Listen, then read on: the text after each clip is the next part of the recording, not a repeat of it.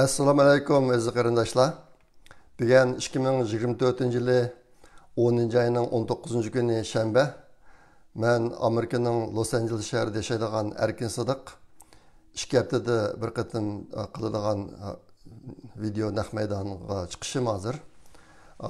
Bu hafta xabarlar mazmuni sal ko'p. Menimcha hozirgi eng muhim ishlarniki birisi kelar hafta Bosniyada açıldıgan Dünya Uyghur Qurultayıniki 8. qurultayı. Bu qatimki qurultayda yangidan saylan bulup bir yeni rehberlik grupisi vücutga keldi. Hazır şundan burun chet ellik Uyg'urlar ichida hali nurg'un g'ulg'ullar bo'ldi. Bo'libmi shu raislikka kandidat o'zini nomzod qilib ko'rsatish ishida ishlar sal biz o'ylagandek bo'lmay qoldi. Aşta bu aşka hazırca namzat fakat bir Germaniyadaki septişimiz, kardeşimiz Turguncan Alavud'un fakat bir adam aslında bundan köp çıkıdı da paraz kalgan burun. Lekin ahval ondak bomba kap kaldı. Aşta bu aşka çetelde nurgun hulu bulup gitti. Bu kıtım ki kurultaydan burun mağamu xali köp kıtım teklifler kelgen bulup mu Amdi bu qatim cho'nglarniki orqa safga o'tib yoshlarni chiqarish ashta takliflar keldi. Menga bir qancha kishi agar sizlar cho'nglar tushmasanglar yoshlar chiqolmaymiz degan gaplarni dedi. Aslida men bu qatimki o'zini nomzod ko'rsash ishida zo'r qizg'inlik bilan nurg'un kishilar o'zini shunaqa ko'rsatdi deb ashta faraz qilgan. 1998-yili Amerikada Amerika Uyghur Birleşmesi'ndeki tunji qatimliq yig'in açılgan. Buningda jami 9 direktorlarni saylab chiqmoqchi edik shu chaqda. Lekin 27 odam o'zini ko'rsatib 9 o'ringa nihoyat qattiq raqobat bo'lib ketgan. Aslida men yaqinqi Uyg'urlarniki beshigan fojia, hozirgi xalqaroliq yuzlanish mana ahvollarga qarab bu qatimki Dünya Uyghur Qurultayiniki shu saylam ishida köplügen yaşlar otura çıkıp özünü reislikке ve başka orunlarga namzatlıkka köstü dep oylagan. Ahval undaq bo'lmaydi. Hazır şimdi bunun da qandaqtı hazırki Dünya Uyghur Qurultayıniki rehberlik gruppisinin içinde saqlangan mesele bu dep oylamayman men. Yaqinqi 10 yilning mobaynida hazırki Dünya Uyghur Qurultayıniki rehberlik gruppisidagilar bir sağlam sistemni vücutga keltirib bunda keyingi izbosarlarni shu sistem orqali o'tirg'i chiqarish mushtaq bir yo'lni tutgan. Bu yerdagi bir muhim uqum bir tashkilotniki qanday menishi bir odamga bog'liq bo'lib qolsa yaxshi bo'lmaydi. Shunga sistemni obdan qurib, mayli kim chiqsin bu tashkilot uzun muddatchilik taraqqiy qilib, rivojlanib mang'alaydigan qilish endi bu bir Dünya Uyghur Qurultayinikilarniki nishonati. Bu ish ashtaq kelgan hozir qadar. Lekin bu qatim natijasi yaxshi bo'lmay qoldi. Endi hozir ko'plagan kishilarning ko'nglida andishi bor. Turgunjon Alavuddan qarindoshimiz chiqsa qanday bo'lib ketadi degan. Bu butunlay hojatsiz. Sababi nima degan chog'da haqiqatan bu qatim hozirga qadar Dünya Uyghur Qurultayida xizmat ishlab kelgan yosh cho'nglarning nurg'unlari bu qatim chekinadi endi. Shundan bilan bular yo'qolib ketmaydi. Biz hammamiz bor. Bu xizmat ishlaganlarning hammamiz bor. Zürür bo'lgan chaqda biz yenilam o'tirg'i tushib yordam qilamiz. Uning ustiga Dünya Uyghur Qurultayiniki xizmatining qanday bo'lishi faqat bir odamga bog'liq emas. Shunga qarab bo'lgan ish emas bu bir guruh bor, bir guruh odamlar qildi. Hamda Turgunjon Alavudin qarindishimizmi uzun muddat o'ziniki barlig'ini atab millat uchun xizmat qilgan, o'zini tutib olgan nima pishib yetilgan bir inqilobchi bu. Ashta bu boshqa Dünya Uyghur Qurultayiniki bundaki xizmatlarniki yaxshi menishiga kapolat qila oladi deb o'ylayman men. Shuning bu jihatda hozircha ko'p andish qilib ketishning hojati yo'q. Men bu qatimki qurultayga boramaydigan bo'ldim. Aslida berishni burundan tartiblam 3-4 oy burun planlab biletlarni yeb bo'lgan. Lekin yaqinqi xizmat ahvoli buni yo'l qo'ymadi. 9 ayda 10 kun so'rab İstanbul'da 20 degan faoliyatni qilish uchun İstanbulga berib keldim. Mavu bu qatim qurultayga eng kam 4 kun sormasam bo'lmaydi ishdan. Xabarlarda bor men turadigan yerni Yevropaga berish uchun 10 soat vaqt ketadi. Turkiyaga 13 soat, qolganlarga 12 soat degandek. Ashta bu boshqa payshanba kuni yetib berish uchun chorshanba kuni yo'lga chiqishim kerak. Yig'in juma, shanba 3 kun. Andaki qaytib kelish uchun dushanba kuni yana bir kun vaqt ketadi. Ashtadan jami 4 kun sormasam bo'lmaydi. Bilatni shunday olgan. Lekin bu qatim ruxsat olmay qoldim. Shuning bilan men bu qatim yig'inga boramayman. Uyaki qarindoshlar bilan ko'rishamayman. Shunga bu yerda bir askartib qo'ydim. Shuning bilan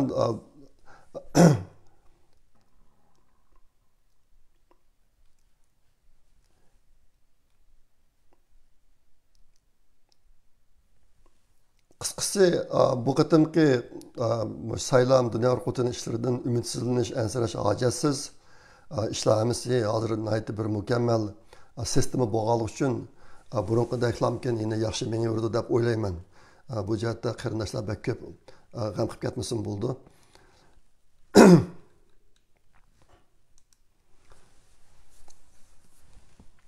Endi Uyg'urlarning xabarlaridan yana necha muhim xabarlar bor. Bo'libmi yaqinqi vaqtlarda chet eldagi Uyg'ur yoshlari ichida isil ishlar bo'ldi. Ularniki birisi oldingi yakshanba va dushanba kuni Istanbulda elib berilgan tugum san'at gruppasiniki ko'rgazmasi. Uyg'ur Project Fondiniki tarmog'idagi Uyg'ur axborot markazi bu vaqtda bir video ishlab tarqatdik. Ehtimol bu videoni ko'rdinglar. Bu faoliyat men hozir qadar ko'rgan chet eldagi yashanli faoliyatning ichida bir yuqori sifatli isli faoliyat bo'ldi deb o'ylayman. Men o'tgan oyda İstanbulga borgan chog'da shu ishlarni qilayotgan 8 yoshlarniki 4 bilan ko'rishib ular ahvollarini aytdi, iqtisodiy qiyinchilikqa borlig'ini aytdi. Andikin men shu qaytib kelgandan keyin Uyg'ur Project Fondidagi qolgan direktorlar bilan maslahatlashib, kuchimizning yetishicha yordam qilamiz deb va'da berib kelgan. Biz tez qarayilib shu ishni qildik. Bularniki bu qatimki faoliyatiga $2000 chiqim bo'lgan. Biz uniki $1000 biz chiqarib berdik. Lekin bir narsa eskartib qo'yay. Bu ko'rgazmani tashkil etuvchi o'rin biz emas, Uyg'ur Project Fond emas. Buni qilganlar shu tugum san'at gruppasidagi ufqlar. Qizlarimiz, o'g'illarimiz shular qildi. Dayta ta'sirli bir faoliyat bo'ldi. Ehtimol aslan ko'rgan bo'lishinglar mumkin. Bu gruppadagilar hozirmi yana keyingi qatimliq ko'rgazma faoliyatiga tayyorlik qilishni boshladi. Agar bu faoliyatlarni ko'rdinglar, bular ham o'quvchilar, albatta o'quvchilari, qiyinchilikda o'qiyotgan bolalar endi. Ashtaq turib mushtarishlarni qilyotibdi. O'ziniki yolg'iz vaqt emas, bir qism pullarni o'zini yandan chiqarib, agar mushkularga yordam qilishni xohlaydiganlar bo'lsa, men bilan aloqalashsanglar bo'ladi. Bular hozirmi iqtisodiy yordamga intayin muhtoj. Kiyaya qatamli ko'rgazma faoliyatiga tayyorlab qo'yadi hozir. Andan keyin yaqinda bo'lgan bir cho'ng ish tunji qatamliq xalqaro sekular Uyg'ur yoshlar qurultiyi Yevropa Uyg'ur instituti tarafidan 10 oktyabrdan 15 oktyabrgacha Parijda o'tkazildi. Bu ishlarni RFA qatorliq urlar tarafidan xalqdan xabar qilindi. Şuna ben köp to'xtalmayman. Menimki anglashimcha bu faoliyatga 70 tak Uyg'ur yoshlari kelibdi. Isl faoliyat bo'libdi. Bek xush bo'ldim. Bu bir hozir Uyg'ur yoshlaridagi mushtaq bir uyg'unish, qo'zg'alish ishlari odamni haqiqatan suyundirdi. Umidlantirdi. Ondan keyin yaqinda yana İstanbuldagi Sharq Turkiston yangi nasl harakati o'tgan ay idora hay'at saylimi o'tkazib yangidan rahbarlarni saylab chiqib, keyingi planlarini tuzib chiqibdi. Bu nihoyatda bir yaxshi ish bo'ldi deb o'ylayman. 11 kuni. 11 kuni ishxonaning ochilish va xizmat boshlash marosimi o'tkazilibdi. Undan boshqa yana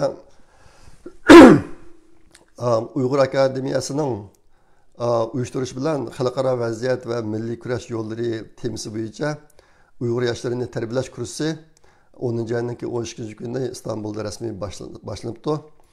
Sizlarga muborak bo'lsin. Bu ish hozir davomlashyapti, ya tugadim o'qimayman ish qilib. Mush bir qator ishlar Uyg'ur yoshlariniki ilib borayotgan mush bir qator ishlari odamni intayin suyundirdi. Hozirgi vaziyatda millatni umidlantirdi. Men bu ishlarga kuch chiqarayotgan barliq ufqlarga chin ko'ngildan rahmat aytaman. Hamda sizlarni tabriklayman. Endi yoshlar bir tarafdan o'rganish orqali, yana bir tarafdan naq maydonda praktika qilish orqali o'zini lider qilib tarbiyalaydi. Masalan, mushqatim dunyo qurultiyiniki izbosarlarini maydonga chiqarish ishlaridimi aslida sistema obdan bo'lgani uchun o'tirish deb o'ylagan, unda bo'lmay qoldi. Lekin endi bunda liderlar, dahilar bularning hammasi amaliyotda vujudga keladi. Birisi o'zidan o'rganish orqali, yana birisi amaliyotda ashlarni qilish orqali vujudga keladi. Buni qandaqdir qisqa muddat ishlaydigan bir odamni bir lider yoki dahi qilib o'tirib chiqarib bo'lmaydi. Endi har qanday ish qilishniki birdan bir usul, birdan bir qilishniki birdan bir to'g'ri usuli ilmiy usulda ish qilish. Shu lider tarbiyalash, liderlarni yetildirish, mushladimi bu ishni eng yaxshi qilishning usuli ilmiy usul bilan ish qilish. Bu ilmiy usul deganimizda yaqinqi bir necha asr mobaynida insonlar shu inson hayotiniki hamma sohasiga oid nurg'un bilimlarni qizib chiqdi. Ularni xulosalab chiqdi, yozib chiqdi, e'lon qildi. Nihoyat ko'p bilimlar bor bu yerda. Ashta boshqa o'zini bir lider qilib tarbiyalamoqchi bo'lgan yoshlar bir tarafdan o'rganish kerak. Hozirgi zamonaviy bilimlarni egallash kerak. Yana bir tarafdan maxsus tarbiya ko'rish kerak. Bu ikki kishini tang birlashtirish kerak. Hozir endi mush sohaga otlangan yoshlarimiz ko'p o'tirib chiqyapti. Men shunga sizlarga mush gaplarni ozroq tavsiya qilib deb qo'yay degan. Endi men 15 yoshimda o'rta maktabdagi vaqtimda, to'liqsizlik vaqtimda sinf boshlig'i bo'lib 16-17 yoshlarga kirgan chog'da maktab o'quvchilar uyushmasining raisi bo'lib, undan keyin yana shu sohada nurg'un ishlarni qilib yashab keldim hozirga qadar. Ondan keyin Amerikaga kelgandan keyin projekt boshqarish, vaqt boshqarish, odam boshqarish, liderlik degan bir qism sohalarda bir qism tarbiyalarni oldim men, dars oldim. Ondan keyin o'zim nurg'un kitoblarni o'qidim. Bu sohada aslida mening umidimmi Uyg'urlar ichidami bir dahi darajasiga ko'tarilgan odam chiqsa ekan deb bu narsani umid qildim. Ashta bir ehtiyojni chunqur his qildim. Ashta boshqa shu Uyg'ur yoshlariniki o'zini tarbiyalashiga foydasi bo'lsin deb bir qism maqolalarni yozdim. Meniki yozgan maqolalarim har bir maqola dunyodagi eng dangliq ingliz kitoblardan birisiga asoslangan. Endi bir kitobni bir maqola qilib yozib chiqdim. Buning ichida hozir mushtaq o'zini lider qilib yetilmoqchi bo'lgan Uyg'ur yoshlarga bevosita foyda naf bera oladigan maqolalardan mundaqlari bor. G'oyani reallikqa aylantirishning sirli qonuniyati. Onlarning daisi atallar va atalaizm. Dayi va liderlik nazariyasi to'g'risida umumiy tushuncha. Bir liderda cho'qim bo'lishga tegishli 21 sifat. Men bu yerda 4 maqolalarni tilga olay. Kishilik taraqqiyot haqida men yozgan nurg'un maqolalar bor. Chet elda kishilik taraqqiyot, personal development degan bir uqum bor. Kishilar mush sohada nihoyat kuchaydi. Muvaffaqiyatli bir hayotni o'tkazmoqchi bo'lgan yoshlar mush sohada intayin kuchaydi. Mana shu 4 maqola har birisi kam deganda bir kitobdagi mazmunga asosan yozib chiqilgan. Meniki nimada Norvegiyada bir yaqin o'tilgan inim bor. U deydi, shu g'oyani reallikqa aylantirishning sirli qonuniyati degan maqolani 24 qatam o'qidim deydi. Ehtimol bu gapni anglasanglar biroz hayron qilishingiz mumkin. Bu inimizniki bu maqolani nima uchun 24 qatam o'qiganligini bilish uchun siz u maqolani bir qatam o'qib beqing. Bir qatam o'qisangiz ehtimol ikkinchi qatam, uchinchi qatam va ko'p qatam o'qishingiz mumkin.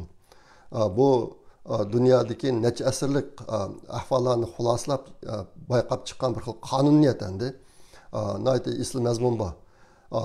Andan keyin Bir liderda çokum buluşqa tegishlik bir sifat.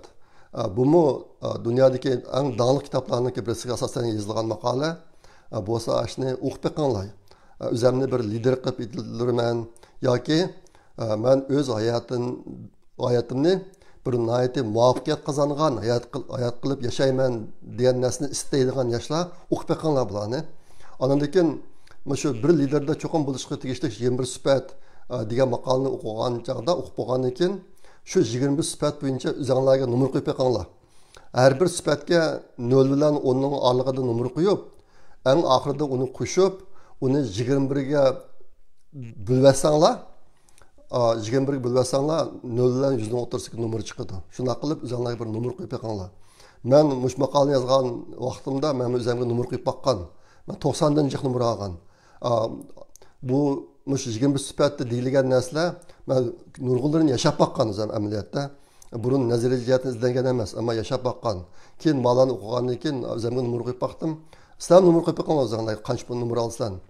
Men ayni vaqtda o'zini lider deb ataydigan ba'zi kishilarga nomer qo'yib baqqandim. Ba'zilari 30 nomerimni ololmagan. Bu yerda demoqchi o'g'lim, dunyoda mushta ko'p bilimlar bor. Bu bilimlarni egallaydi.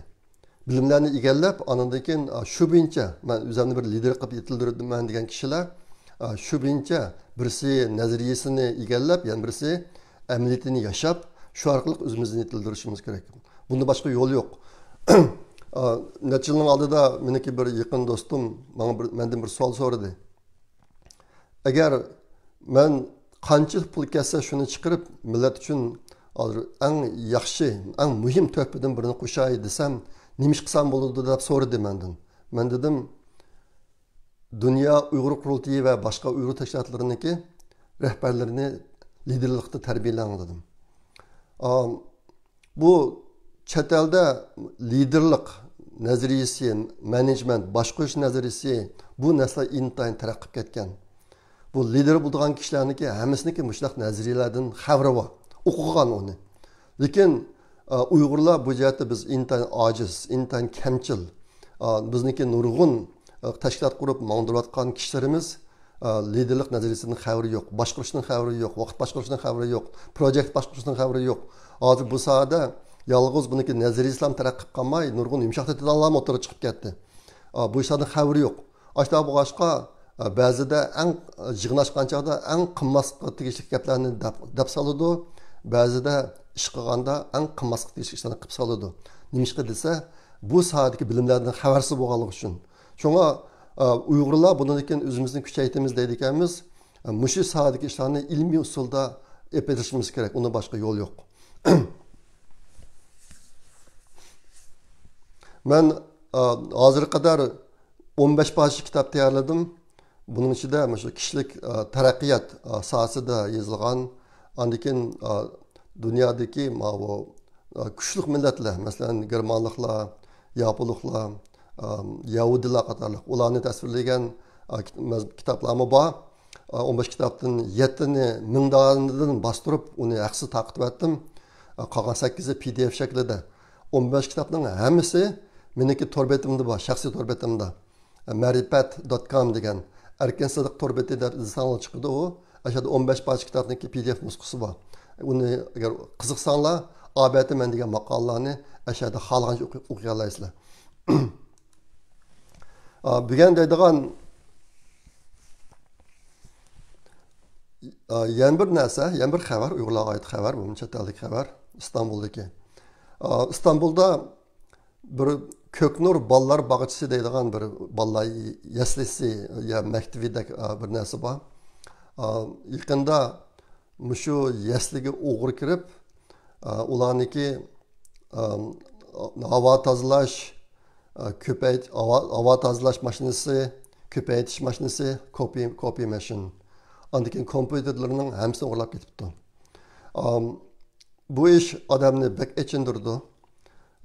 Musafir bir millatniki bolalari o'qiydigan bir yeslini ichiga kirib, mush narsani o'g'irlab ketdi degan narsa endi bir musulmon davlatiga qat'iy yarashmaydigan ishdi. Ammo bu ish yuz berdi yaqinda. Shuning bilan bu Ko'knur bolalar bog'chisiniki mas'uli singlimiz men bilan aloqalashdi. aloqalashgandan keyin biz darhallam Uyg'ur Project fondiniki direktorlari qarayilib, ularga ko'paytirish mashinasini epadik. $165 ekan, uni epadik. Bir hafta ichida qarayilib, pulni o'tib, narsalarni ilib degandek. Bularga bak zarur ekan bu. Hozir bu qolgan narsa yo'q. Saqchilar o'g'irlarni tekshirib etibdi. Lekin buni tutgan taqdirdami bu narsa qaytib kelmasligi mumkin. Ashta bo'g'ashqa agar shu yasliga yana yordam qiladigan boshqa qarindoshlar bo'lib qolsa, men bilan aloqalashinglar. Turkiyadagi qarindoshlarimiz hozir iqtisod bak nachar bo'lg'ashqa intayin qiynalib, qiyin ahvolda qolsa-mu, yine millat mushta ishlar qilishini to'xtatmayotdi. Men bak ta'sirlanaman davomli. Ma ko'k nurniki videosini ko'rsatib qo'yasizlar.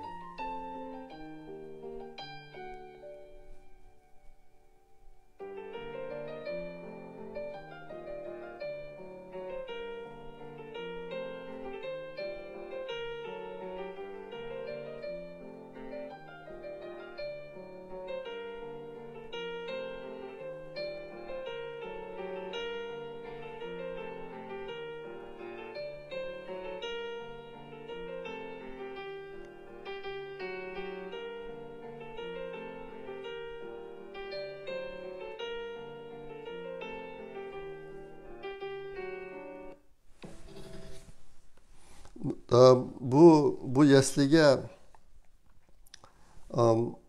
bizmi burun bir proyekte yapagandik deyman o'tgan yillarda. Ismida bor. Boshqa qarindoshlarning kitob u jihatdan yordam qilganlari bor. Shunga agar yordam qilishni xohlaydiganlar bo'lib qolsa, men bilan aloqalashinglar. Uyg'ur Project fondiniki har qanday direktorlar bilan aloqalashsanglar bo'ladi. Bu Ko'knur ona til bog'chisi 2017-yili 5-oyda qurilgan ekan. Hozir qadar 8 qarar o'quvchi tarbiyalanib bo'libdi. Ularning ikki sinfi bor ekan. Birisida 5-6 yoshlik bolalar, yana birisida 4-5 yoshlik bolalar. Bularniki buni kengaytirish orzusi bor ekan, ammo shu iqtisodiy cheklanma tufaylidan hozir qadar mashinaga epmay o'tibdi. Shundaqdimi 2017-yildan hozir qadar 7 yil shundaq jafo mushaqqat bilan bu yaslini obdan mandirib kelibdi. Bularga aprin, ularning ajriga ko'pdan ko'p rahmat. Agar yordam qilgan qarindoshlar bo'lsa, men bilan aloqalashinglar. Endi bizniki Uyg'ur Project fondiniki asosiy nishoni bu emas. Ashtaqdimi millat ehtiyojli bo'lib qolgan vaqtida biz yana o'tirib tushib, qo'limizni qilishga yordam qilyapmiz. Endi buni xalqimiz bilyapti. Bizga Uyg'ur Project fondiga yordam qilganlar davomli yangidan kishilar qo'shyapti. Yaqinda Yevropadan bir qarindoshimiz, Amerikadan bir qarindoshimiz har oyda Uyg'ur Project fondiga azroqdan iyoni qilish qo'shiniga qo'shildi. Har ikkalanga ko'pdan ko'p rahmat. Shunga mashta ishlarda abatni nima dedim, İstanbul'daki san'at gruppasiniki o'quvchilari ularga yaqinda $1000 yordam qildik. Ba'zi ishlar bizniki Uyg'ur Project fondining asli nishonida emas. Shunda bo'lsa-mu millat mashta egri kunga qarab qolgan vaqtida biz qarab turolmaymiz. Qo'limizdan ketishga yordam qilyapmiz. Shunga bu sohada to'p o'qishgan qarindoshlar bo'lsa, bizlar aloqalashsanglar bo'ladi. Anikin vatan haqidagi xabar, vatan haqida yaqinda kelgan video narsalar biroz ozlab ketdi.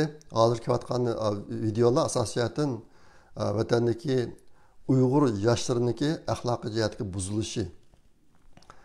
Mush sohadagi videolar ko'proq chiqyapti hozir.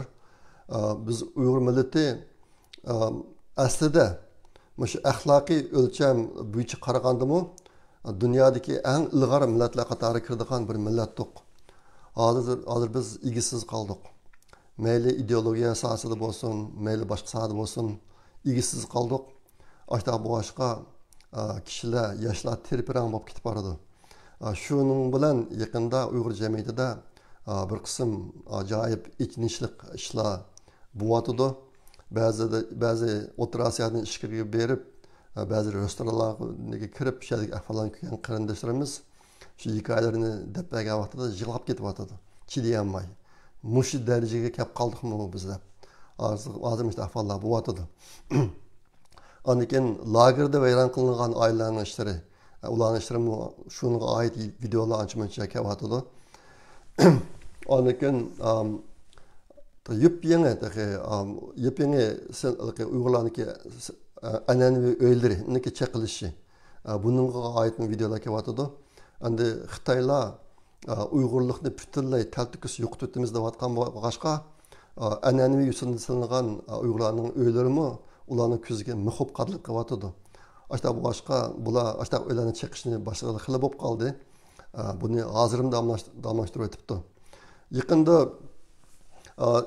ijtimoiy tarmoqlarda ehtimol xo'tan bo'lishi mumkinmi shu Qashtashini tashlanchilik Qashtashini tiradigan bir shirkatniki bir videosi kelgan. Uningda 5 er, 5 ayol o'ltirib ostidan tasmada o'tayotgan tashlarni ichidan shu qash tashlarini yuyishi deydi Xitoylar. Shularni tanlaydigan bir shirkatgan 10 Uyg'urga nazoratchilik qilayotgan Xitoydan 3 er bor endi. Uning ba'zilari harbiy kiyim kiyib olgan. Ashta bir video mi keldi. Men buni hozircha mazmun yozib inglizcha Twitterga chiqarib qo'ygan. 10 kuni, bugun 9 kun bo'pti. Tunugun bu videoni ko'rganlarning soni 72 mingdan oshdi. Buningda birisi xalqaroniki Uyg'urlarga ko'ngil bilishniki qaysi darajada kuchayganligini ko'ra olamiz.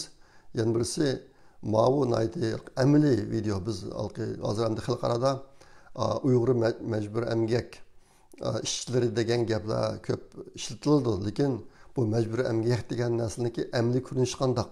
Zaten qandaq elib berilyotdi bu vaqtda uchur intayin kam rasm videolar.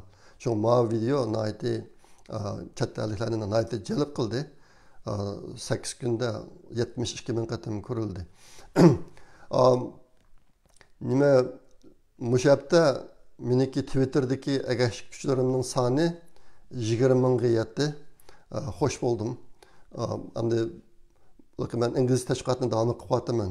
Biroz ahamiyati bor degan narsalarni chiqarib qo'yaman. Ashta bo'g'ashqa bu narsa men uchun ayta muhim. Shuni sizlarga deb qo'ygim keldi. Ondan keyin ikkinchi mazmun bo'lgan so'zlaydigan Uyg'ur Project fondi xabari yaqinda Abdulla Ayib inimiz tuzgan Güldek Ailem degan kitob nashrdan chiqdi. Bu kitobniki bir qism ishlar bor endi, masalan, Husni Hayat rasm sizish kitobning mazmunini Abdulla inimiz o'zi aksiz tuzib chiqdi endi. Lekin bostirish degan ishlari bu ishlarning hammasi qolgan ishlarga Uyg'ur Project fondidan pul chiqarib berdik. Bu kitap nashrdan chiqdi. Facebookda bu kitobni qanday sotib olganligi haqida uchurlar bor. Agar qiziqsanglar shu uchur orqali aloqalashsanglar kitobni o'tib turdi sizlarga. Güldek Ailem degan kitob. Ondan keyin Uyg'ur Project fondiniki xabardan yana bir narsa sizlarga iqtisodiy yaqinda Istanbulda o'tkazgan Istanbulda 20 degan faoliyatniki iqtisodiy ahvolni bir deb qo'ydim.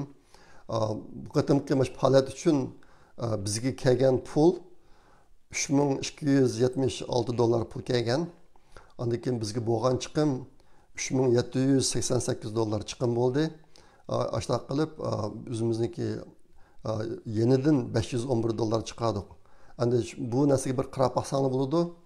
Biz 2 kun leksiya faoliyati o'tkazdik. 10 dak leksiya so'zg'ichlarniki 3 kunlik yataq pulini to'ladik.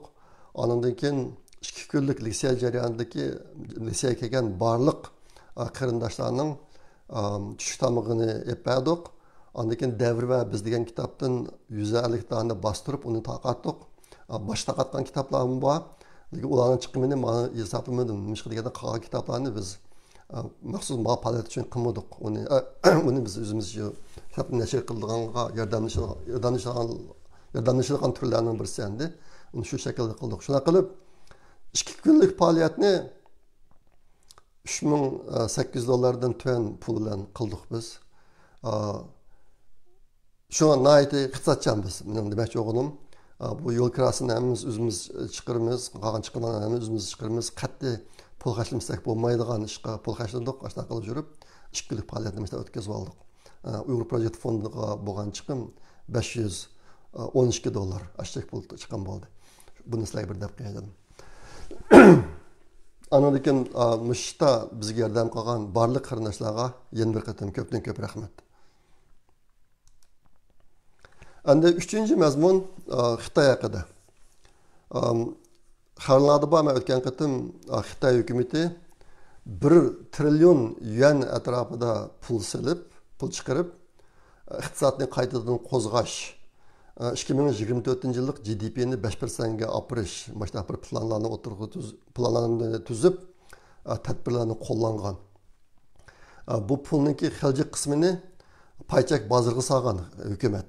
Har qaysi shirkatlarga berib bu pulni o'zinglarniki paychakini o'zinglar elevonlar setvelonlar deb tushib ketganligi uchun bahası. Aştım olan bir qancha kun bu istiqlolniki paychaklarning bahası o'sdi Xitoyda.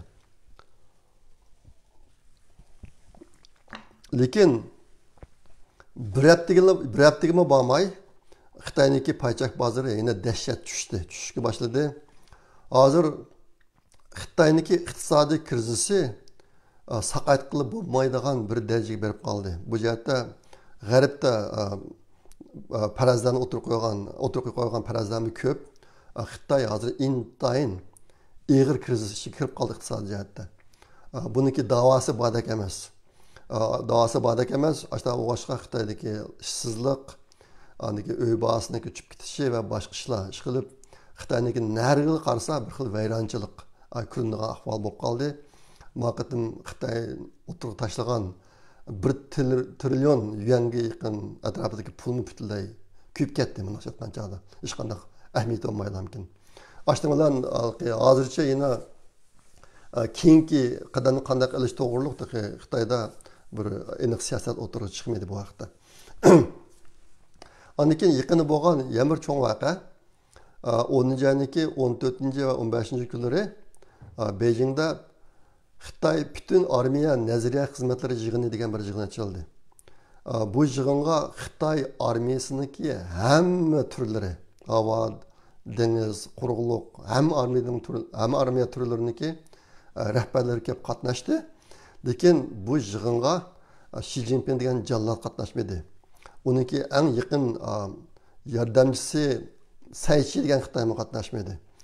Bu yig'inga Xitoy armiya komitetidagi muavin boshlig'i Zhang Yongsha degan Xitoy riyosatchilik qildi.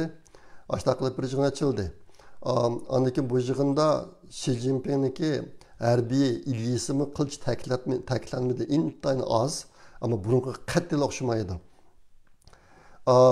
Xi Jinping bu yig'inga qatnashmay Fujian o'lkasiniki Tayvanga qarashliq yerda bir uch tarafi su, bir tarafi quruqlik tutishgan bir oroldagi yer bor ekan, shu yerga berib ziyorat qildi bu. Nihoyat ahamiyati yo'q bir yerga berib ziyorat qildi. Andan bu yerga ziyoratga borgan taqdirdami, u yerdagi harbiylarni ko'rishmadi. Endi Xi Jinping Xitoy harbiy komitetidagi raisi bo'lg'achqa, odatda qanday yerlarga borsa, ziyoratga borsa, harbiy o'rinlarga berib, shu yerdagi askarlarni ko'rishdi ekandik. Bu qatim u ish bo'lmaydi. Ondan keyin Xi Jinpingniki birinchi qo'l yordamchisi, qo'lg'uvchisi Cai Chi bu yo'qolib ketganlar 10 kundek bo'lib qoldi. Xi Jinpingniki yana yordam yiqinim bor. U yo'qolib ketdi hozir. Ashta qilib hozirgi shu hodisalarga qarab turib, kishilar bir xil parazni o'tirib chiqaryapti. U nima desanglar, Xi Jinpingniki harbiy huquqi yo'q bo'libdi degan. U hozir harbiy huquqidan qoldirilibdi degan paraz o'tirg'i chiqdi. Bu narsa rasmiy e'lon qilinmadi. Bu kishilarning parazlari, ammo ko'plagan kishilar mushtadatda paraz qilyotdi. Odatda Xitoyda agar bir odamni taxtdan tushirmoqchi bo'lsa, uni darhol qo'lga olib sulaydi endi. Hozir qadar Xi Jinping sulamadi. Bu ashta ekskursiya deb u yerlarga beryotdi, kichik yerlar bo'lsinmi. Shunga u butunlay tutilib sulangan ahvol yo'q. Lekin kishilar hozir ahvoldan qaragan chog'da uni harbiy huquqidan tashlabdi degan parazlarni o'tirib qo'yotdi. Andagi xabarlarda bor o'tgan oydagi nima Xitoyniki 3-umumiy yig'in jarayonida Xi Jinping yo'qolib ketgan. Keyin oniki 5'ini operatsiya qilganligi ma'lum bo'ldi. Shundan keyin bu jallod salomatlik jihatda burunqiga o'xshamaydigan bir odamga aylanib qolgandek. Jiq uruqlab ketibdi burun qaragan chog'da. Menish turishlarmi bir xil g'alita normal odamga o'xshamaydi. Ondan hozir mashina bo'lyotdi. Mushuni qarab turib, Xi Jinpingniki kuni uzunga qolmaydi ekan degan bir xil faraz o'tirib chiqyotdi. Endi hammamizning orzusi bu Xitoy yo'qolib, bizniki vatanniki ahvoliniki o'ngishilishi. Bu hammamizning orzusi. Ashtaq bo'lsa, biz hammamizmi bir erkin Sharq Turkistonga berib, o'zimizniki yurtini, tuqqanlarimizni ko'ra oladigan bo'lsak, bu hammamizning orzusi. Shunga men bu jihatdagi ahvollarga bak ko'ngil bilaman. Nima o'zgarishlar bo'lyotdi degandek. Endi yaqinqi cho'ng o'zgarishmish shu. Bu odamni xushal qiladigan o'zgarish. Endi oqibati qanday bo'ldi deb bilmaymiz, lekin hozir bir cho'ng alomat bor.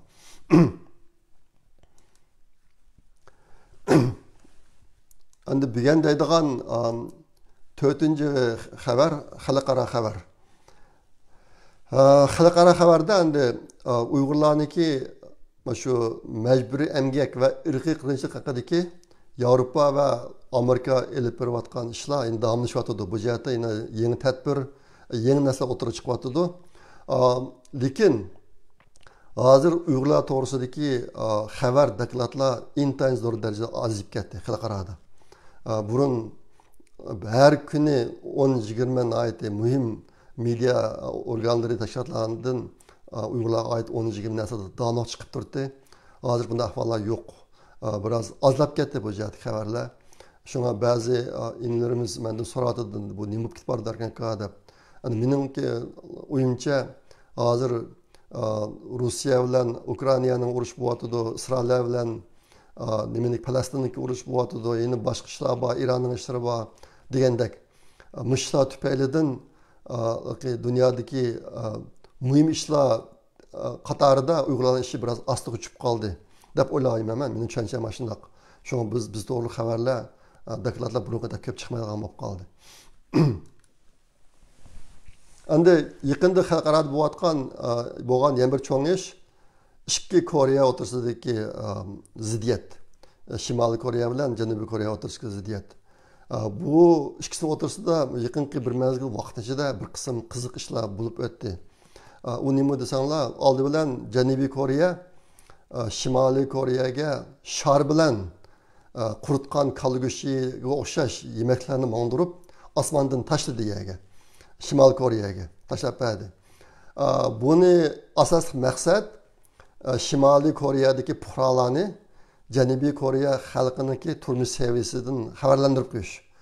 Biz mushtaq narsalarni yeb yashaymiz degandek. Xabarlarda bor Shimoliy Koreyadagi kishilar davomli ocharchilik ichida yashaydi, bak nomrachilik ichida yashaydi. Shuni bildirib qo'yish, shuni oshani qilibdi. Qolgandan keyin Shimoliy Koreya intiqom olaman deb ularni shar bilan Janubiy Koreyalarga bir qism narsani olib tashlabdi osmondan. U nima ekan desanglar, doktorxonada kasal davolash ishlatgan dog'ga o'xshash raq, sesiq, yuqumli kasallar bor, işte lattalarni axlatli doktorxonaning axlatini tashlabdi osmondan shar bilan. Tashlagandan keyin bunga qarata Janubiy Koreya bu qatim uçqishsiz aeroplan bilan Pingrangning osmoniga berib tashviqot varaqlarini tashlabdi yerga. Bu tashviqot varaqlarda boshqa nurg'un mazmunlar bor ekan. Undan boshqa Shimoliy Koreyaniki lideri Kim Jong-unniki qo'lga taqib olgan soatiniki rasmi, uniki bahosi, dollardagi bahosi, u dollarni Shimoliy Koreya puliga aylantirsa qancha pul bo'lganligi, andan bu pulga qanchalik guruch og'ilganligi qatorliq ma'lumotlarni yozibdi tashviqot varaqaga. Andan Kim Jong-unniki qiziniki chapinim bor ekan, bir paltosi. Har ikkisi intayin qimmat narsalar ekan bu. Dollar bo'yicha qaraganda bak qimmat. Uning ashunki pulga guruch olsa, Koreyaliklarni necha kun baqlulidan doshda deydi chiqib bak cho'ng pulning gapi deydi bu yerda. Ashtaq narsalarni tashviqot varaqaga chiqarib Pingrangniki Shimoliy Koreyaning poytaxtining ustidan uçqisiz aeroplan bilan tashlabdi yerga.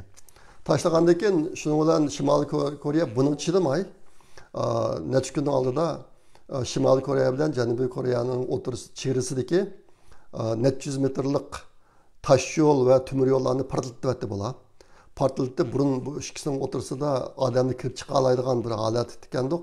Hozir endi uni butunlay uzib, ya'ni hech kim kirib chiqa olmaydigan ashta qilib, andan keyin shu yerda bir do'stlik guli deb bir gul bor ekandik.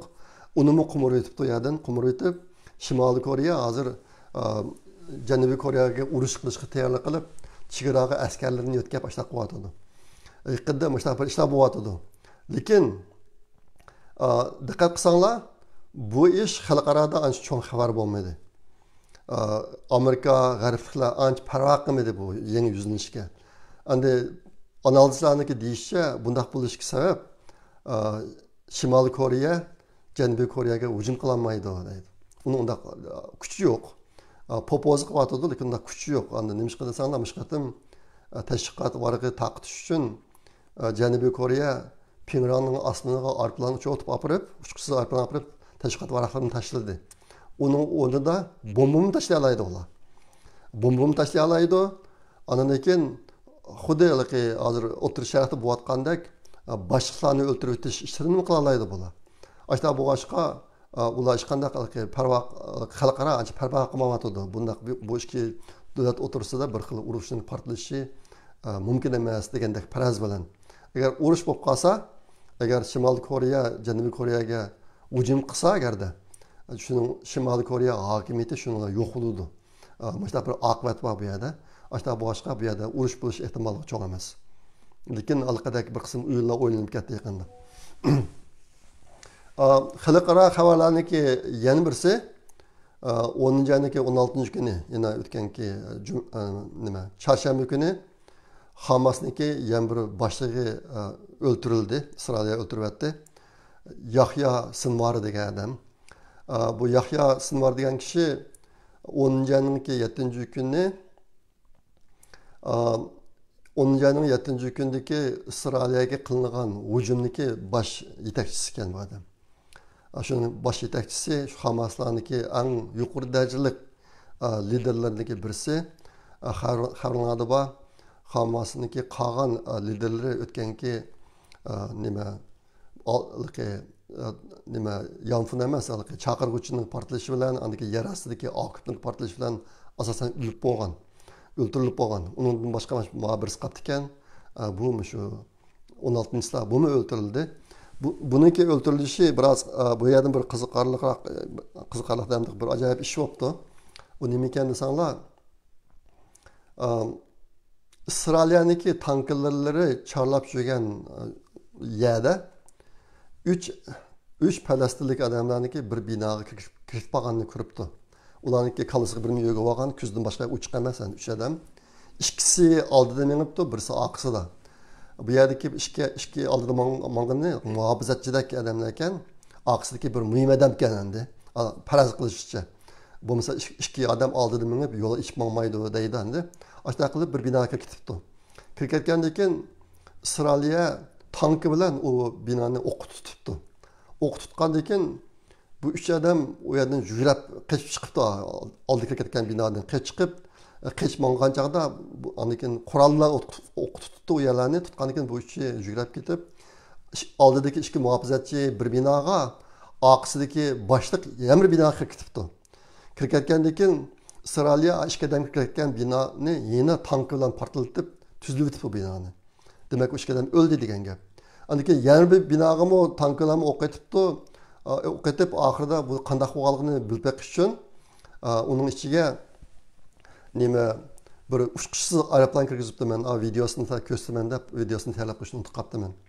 Shu binoning ichiga uchquchisiz aeroplanni kirib tekshirdi buni ishini. Tekshirgan vaqtida bir odam bir safadak nihoyatda butlab vayron bo'lib ketgan uyning ichida bir safada o'tirib, qaldirlari tang'iliq, ko'zlar uchuq, qarag'anchada putlarni yaralanib, mang'olmaydigan shaydi. O'rnida o'tirib turib, yendiki yog'ochdan parchalarini atadi uchquchisiz aeroplanga. U tegmaydi, ashta qilib boqadi. Bularning hammasi Isroiliya bularning hammasini ko'rgandan keyin uchquchisiz aeroplanni qaytarib akilib, ondan keyin bu yerni endi o'qitdi. tutib keyin uyga kirsa aytgan ko'rgan odam o'lgan endi o'lgan shuning bilan bular bu o'lgan odamniki bir tal barmog'ini kesib olib Isroilga olib borib tekshirdi buni DNA qonning tipi degan narsani tekshirib keyin qarasa bu odam Yahya Sinvar bo'lib chiqqan. Shuningdan bu Yahya Sinvarni o'ldirdik degan narsani Isroilga e'lon qildi. E'lon qilib, shuning bilan tang Hamas davri butunlay oxirlashdi. Hamasning butun liderlarining hammani o'ldirib bo'ldik deb jakaladi Isroilga. Endi ma kishi Yahya Sinvar degan kishi uzun muddat Isroilniki turmush etgan odam ekan bu. Şu jarayonda nimani Isroiliya tilini o'rganib olgan ekan bu Yahudiy tilini.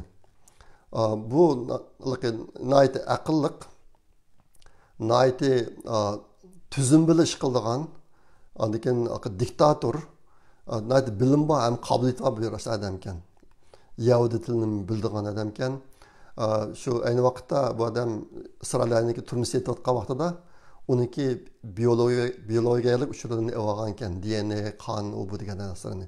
Bu qitim bir qo'lni kesib olib tekshirgandan keyin shu odam chiqqan, shu orqali huquqda endi.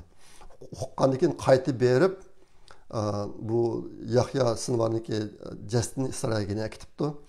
Bu yerda bir ahvol, mushu birinchi kundagi hujum, 16-sayldagi hujum, 17-sayl bu odamni akitish mush jarayonida bu shuncha muhim odam turib, buni qutqazg'ili izdigili odam kelmabdi Falastinda.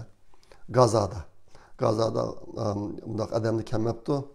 Mushundan Falastinniki hozirgi ahvoli qaysi darajaga borganligini uqmoqchi bo'ldi biroz. Shunga bu yaqinda chiqqan cho'ng xabarlarning yana birisi. Endi bugun so'zlagan yana bir mazmun Amerika xabari. Amerika xabarida xabarlarda bor saylamga 15 kun qoldi. 11 ayning 5-kuni saylam bo'ladi. Hozirgi nurg'un kishilarning deyishicha bu qatim Trump asallam o'tib ketadi deydi. Bu yaqinda bo'lgan bir cho'ng ish Kamala Harrisni Amerikaniki Fox degan media shirkati bir intervyu qilgan, suhbat o'tkazganda Kamala Harris pek chandiribyapti u yerda. Chandiribyotib hech qanday savollarga javob berolmay, plan yo'q. Cho'ng gapni qiladi, lekin konkret plan yo'q. Iqtisod u bu ishni qanday qilganligiga to'g'riliq. Ashta qilib bu qatim bu suhbatni nachar qildi degan yakun chiqadi haqla. Ish qilib bu qatim salamda Trump ustudi degan ko'z qarash pek kuchli hozir. Nima raisnaşlarga qarasanglar Kamala Harris bilan Trumpniki farqi intan kichik. 1%, 2% farqi bor. Lekin kishilar yana ham shu Trump o'tib ketadi deyotdi. 15 kun qoldi, undan keyin bilamiz. Andan keyin yaqinqi Amerikaning yana bir cho'ng xabari, NASA xabari bu. NASA'niki Europa Clipper degan olam ushquri nimaga qarab mangdi? Jupiterning Europa degan hamroyiga qarab mangdi. Bu Clipper 14-oktyabr osmonga chiqarildi. Buniki o Europa Jupiter bek yiroq bo'lganligi uchun u yerga 6 yilda aram bor ekan. 6 yil aram bor ekan. 2025-yili 3-ayning 1-kuni Marsning qishini o'tadi ekan. Ondan keyin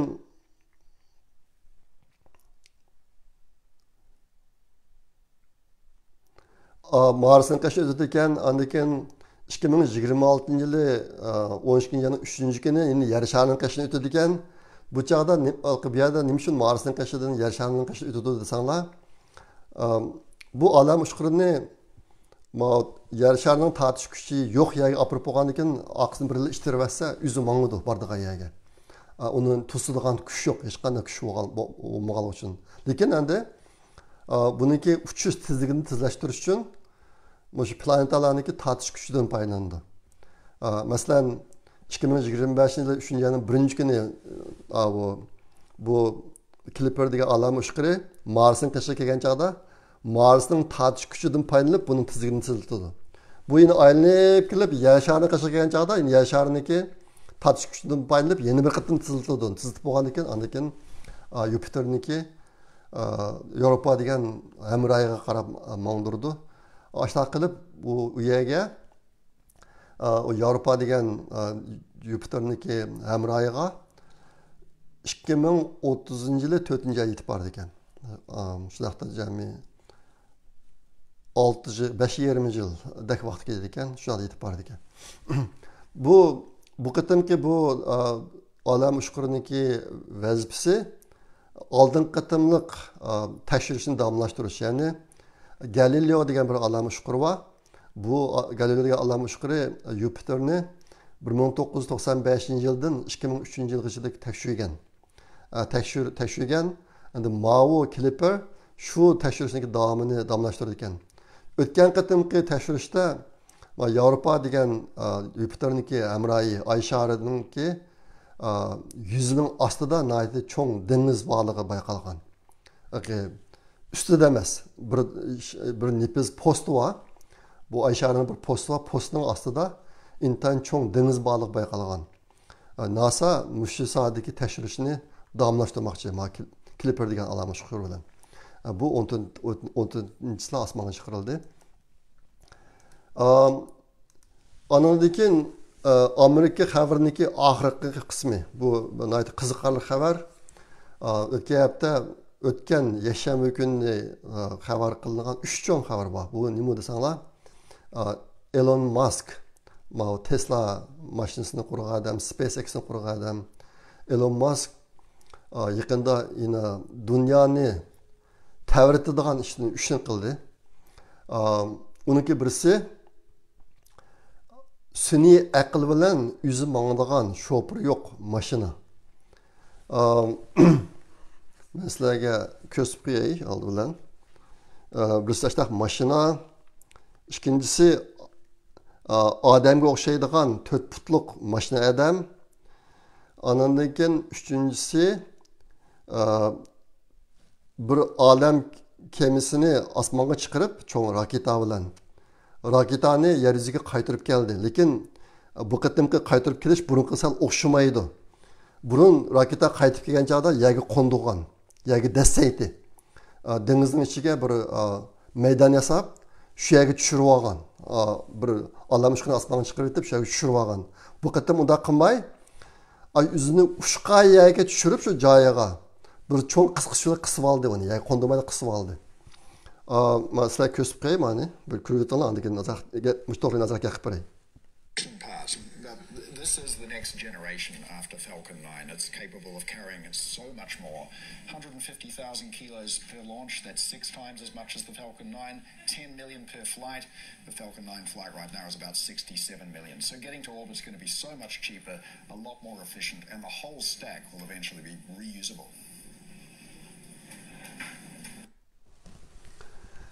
Bu raketaniki qayta ishlatilish uchun yer yuziga qo'ndirib olgan qismi. Undan keyin mashina. Mashinadan ikki xili bor. Birisi kichik mashina, birisi minibus. Buni ko'rib o'tinglar. A glimpse at what could be the future of driving. We have 50 fully autonomous cars here tonight. CEO Elon Musk unveiling what he says is the company's first fully self-driving robo-taxi. The two-door cab with no steering wheel and no pedals is powered by AI and will cost around $30,000. We'll see autonomous cars become 10 times safer than a human. The new car is expected to hit the road by 2027. Musk also announcing a robo-van that can carry up to 20 people. The future should look like the future. Now, can you imagine going down the streets and you see this coming towards you? And that wasn't all. You can have your own personal R2-D2 C3PO. Check out Tesla humanoid robot O Optimus. mashina adam. Do anything you want. So it can be a teacher, babysit your kids, it can walk your dog, mow your lawn.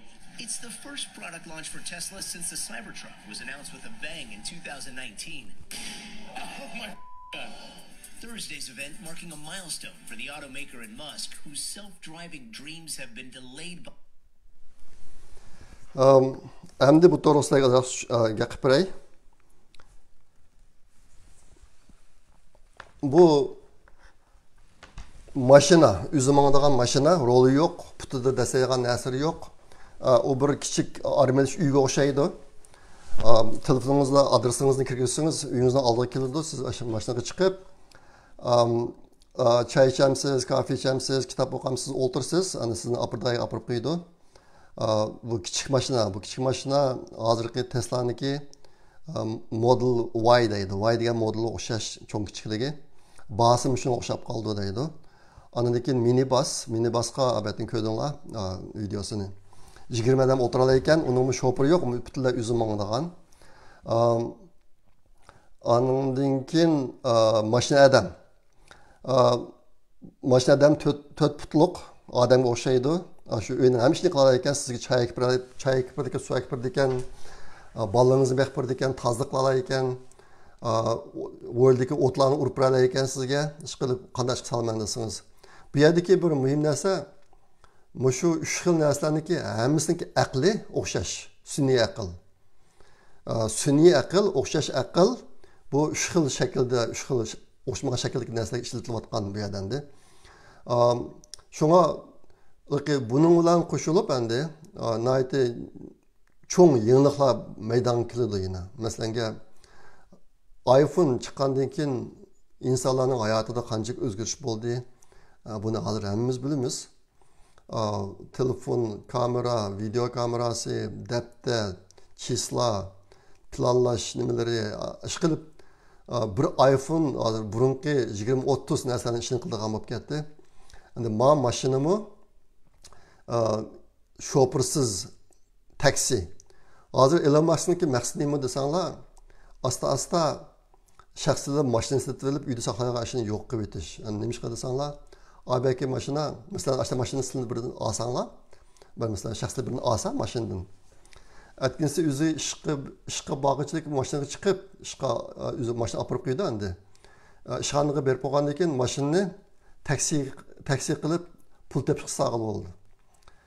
Sizni olib qo'yib, o mashina o'zi yana chaqirg'ayalarga berib, odamlarni to'shib ishlayverdi kashkishilik. Kashda yana sizni uyingizga olib qo'ydi, uni keyin yana ishlayverdi.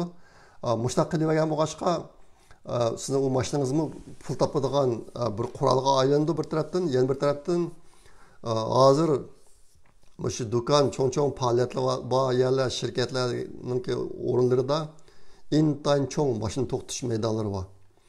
Elon Musk'niki maqsadi shu mashina to'xtatish maydonlarini butunlay yo'q qilib o'tish. Agar bu mashinalar to'xtamay ishlasa, bir yerga to'xtatib qo'yishning hojati yo'q. Hozir endi siz bir mashina olsangiz, ishqi vaqtchilik 1 soat, kaychi 1 soat ishlatdi degan taqdirdami, qolgan 22 soat yoki idorangizniki mashina to'xtatish maydonida yoki uyingizniki garajda turdi bu mashina ish qilmay. Kelgusida bu ishni yo'q qilish, ya'ni mashina to'xtamay ishlagan qilib o'tish, ashta bo'lg'achqa nurg'un odamlar uchun mashina hajotsiz.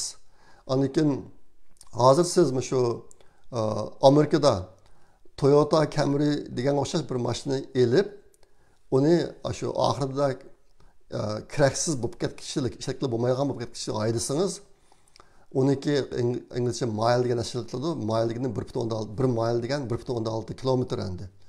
1 mile aydash uchun $1 ketadi. O'tirish hisobi.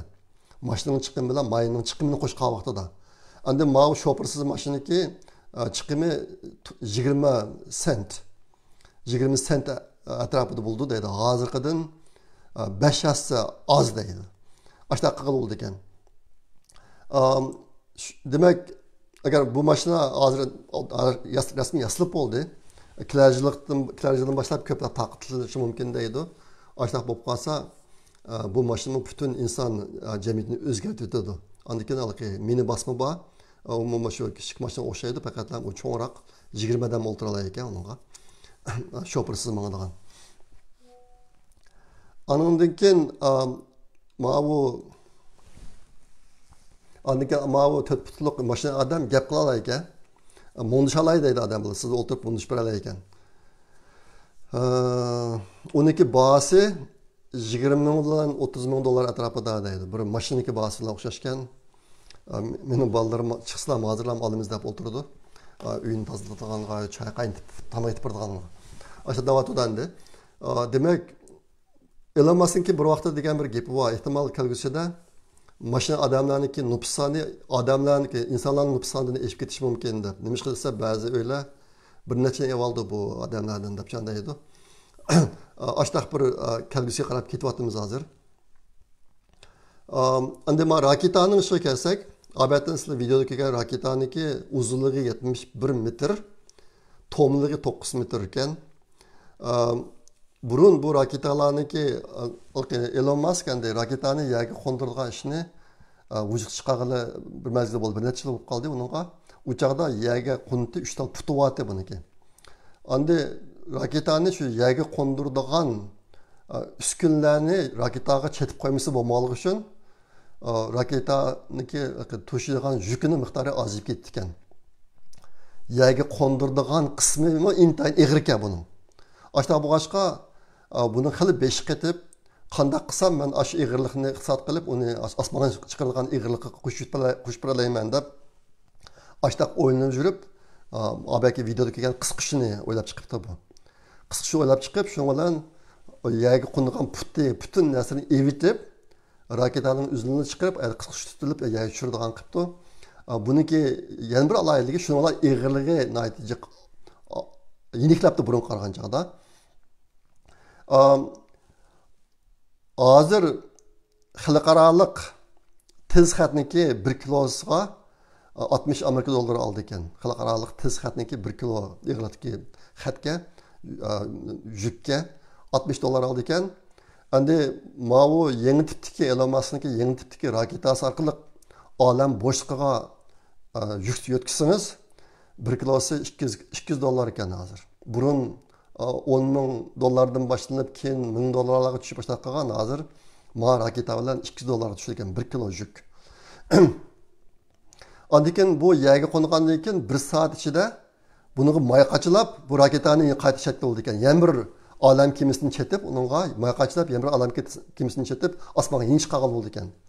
Aşağı bu boshqa buniki ish unumi intayin yuqori bo'lib ketdi degan gap endi. Bu ishning bilan olam bo'shlig'iga sayohat qilish ishlari, hatto ba'zilar deydi, bundan bir qism kishilar arpanda o'tirmay, shu olam kemisida o'tirish mumkin deydi. Sababi nima desanglar, men har qatim Turkiyaga, Istanbulga bormoqchi bo'lsam, 13 soatdan uzunroq o'tiraman aeroplanda. Yevropalarning hammasiga 11-12 soatdan o'tirib borman endi. Ma raketada o'tirsak, ama raketa deyman. Ma shu raketa osmonga chiqaradigan olam kemisida o'tirsak 1 soatda borar ekanmiz Turkiyaga. 1 soatda. Aşağı bu başqa mushu soatdagi olamda uchish, osmonda uchish sohasidagi texnologiya sohasida bir cho'ng inqilob, buzish xarakterli cho'ng inqilob deb atayotdi. Shunga bu ajoyib ish endi. Andan keyin buning yana bir ehtimolligi bu raketa osmonga olam kemisidan chiqyotdi. Olam kemisi bir yerdan yana bir uchadi internet suratda. Yani kelgusi zurur qolsa olam kemisiga bomba qachilab dunyoniki yashaning xalq yerga tashlag'lim bo'ldi degan gap. Shunga bu narsa harbiy texnikani ajoyib yuqori seviyaga chiqaryapti. Ishqilib hozir Elon Musk boshqarayotgan mushtaq olamshumul olamni tavritadigan shirkatdan kam deganda 6si bor. Bir odam shu 6 shirkatni mo'ndirib ketyapti. Ajoyib. Bu zat qanday qadam deb hozir shu to'liq muzokara bo'ldigan bo'lib qoldi ancha-muncha. Ishqilib yaqinqi 3 cho'ng e'lon qilgan narsa odamni intayin hayron qoldirdi. Dunyoni o'zgartirib yubordi. Bundan keyin tez o'zgarishlar bo'ladi. Shunga bulardan sizlarga ozroq ma'lumot beray deb qoldim. Endi mushtaq narsalarni ko'rgan chaqda eng oldi bilan mening beshimga kelgan ish men ilm-fan taraqqiyot sho'tsiniki qaysi bo'ldig'ida, siz qaysi bo'ldig'ida, Uyg'urlar qaysi bo'ldig'ida hozir ilm-fan sohasiniki. Uyg'ur millati ilm-fan sho'tsiniki qaysi bo'ldig'ida. Uyg'ur millati hozir tarixning qaysi davrida yashayotdi. Uyg'ur millati hozir tarixning qaysi davriga ketyapti degan savollar keladi mening boshimga. Misollarni o'tirib tashlab qo'ysizlarmi o'ylab boqinglar. Men o'zim ilm fan sohasiniki eng oldida turadigan sohada ishlayapman hozir. Amaliyotda men ishlagan SpaceX'niki, Elon Musk'niki SpaceX degan shirkatniki bosh shtabiga intayin yaqin. Bu to'g'riliq masalaga keyin so'zlab beraman. Hamma odam o'ynab boqsaq bo'ldi. Biz hozir nada, nega ketyapmiz deb o'ynab boqsaq bo'ladi. Men bugungi videoni mushtaq savol bilan oxirlashtiray dedim. Mushunda bugungi videom tugadi. Ehtimol uzrab ketdi, kechiringlar. Shundaq tirishdim ozroq qilay deb, lekin mazmun bakchiq. Yana bir qismi mazmunlavati, uning vaqtim yo'q. Haqiqatan ko'rcha aman bo'linglar. Bugun mana videoni tayyorlayman deb soat 6da qopib tayyor qilishga boshladim. Bugun shanba 6da qopdim o'rnimdan. Siz qanchada qopatsiz? Buni so'rab qo'y. Nurga odamlar deydi, akamniki bir kunlik vaqtda 24 soat emas, undan jiq deb. Agar shanba kuni 6da qopib ish boshlay olsangiz, shanba kuni 9da qopib ish boshlagan odamlarga qaraganda har kunlik umringiz 3 soat uzun bo'ladi. Buni men saqlab qo'yinglar. Meniki men mana shunaqa bir sezgur sababini men desanglar, men vaqt boshqarish sohasidan tarbiyalangan. Vaqtni qanday paylanishni undan bilaman. Sizlarga deb qo'ydim. Ma'qul amsa, ikkilar qatim kirishga aman bo'linglar. Xayr xo'sh, Allohga omonat.